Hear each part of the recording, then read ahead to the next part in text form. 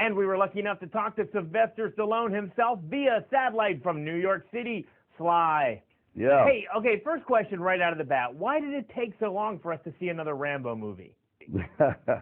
Well, let's just say I got a little distracted, and nobody really wanted to make one at that time. It's like that kind of filmmaking is kind of fallen by the wayside. Everything's become CGI and much more high tech.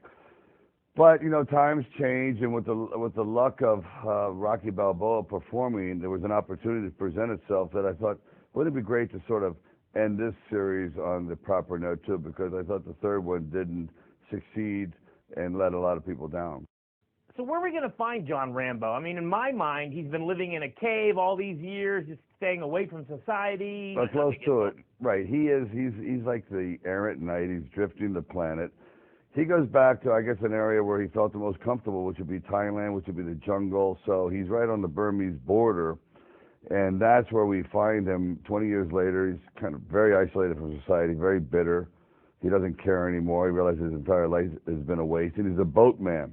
And he goes up and down the river ferrying people, and he makes money hunting snakes for anti-venom, which we find out in the opening credits, and then he takes these missionaries upriver. Is this a companion to another Rambo movie? The reason why I asked that is I loved Rocky Balboa, and I was recently watching the first movie, and I couldn't help but think about how far he's come, where he's been.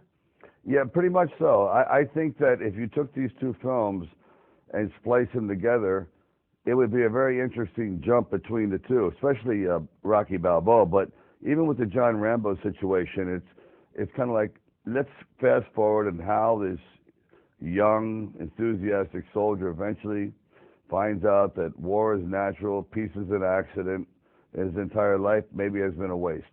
And the filming conditions, I can't imagine filming in the jungle would be an ideal situation. No, it was harsh, no question. Very, very dangerous. There was a lot of threats from the Burmese secret police. There's a tremendous amount of problems health-wise in the weather. We're averaging about 115 degrees. But through it all, I kind of almost welcome these hardships. I think every time I have a film that is fun, it's a disaster.